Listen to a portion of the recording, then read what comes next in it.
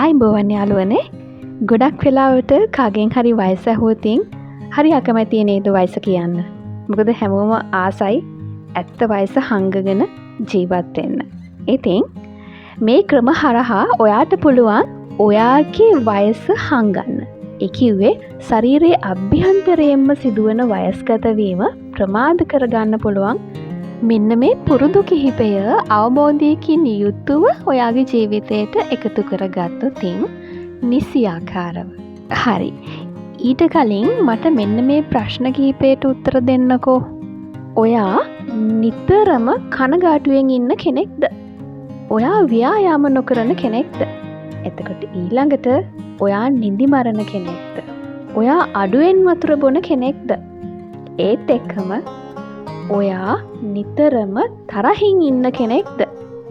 එහෙමනම් ඔයා හරිම ඉක්මනින් හරිම වේගෙන් වයසට යනවා. ආසයි නේද අවුරුදු 40 දීත් 20ක පෙනුමකින් ඉන්න? අද ඉඳන් වෙනස් කරගන්න මේ පුරුදු ටික. හැමදාම හොඳට වතුර බොන්න. ඒ වගේම නිින්ද කියන්නේ අත්‍යවශ්‍යම දෙයක්. දැන් අපි ටීවී එක ෆෝන් එක රත් වුණාම මොකද කරන්නේ? ටක් ගාලා ඕෆ් කරනවා. ඒක ඊට පස්සේ කූල් වෙන්න තියනවා. හරි. ඒ වගේ තමයි කොහොමද අපි අපේ මොළයට විවේකයක් දෙන්නේ? ඒ නිින්ද හරහා තමයි මොළයට විවේකයක් දෙන්නේ. ඉතින් ඒ කියන්නේ අපේ කායිකවත් මානසිකවත් නිරෝගීභාවයට තාම වැදගත් වෙන සාධකයක් තමයි නිින්ද කියන්නේ. ඒ නිසා නිින්ද අත්‍යවශ්‍යයි. පුළුවන් තරම් රෑ 11ට කලින් නිදා ගන්න බලන්න. එක ඉතාම වැදගත්. අවම වශයෙන් දවසකට පැය භාගයක්වත් ව්‍යායාම කරන්න.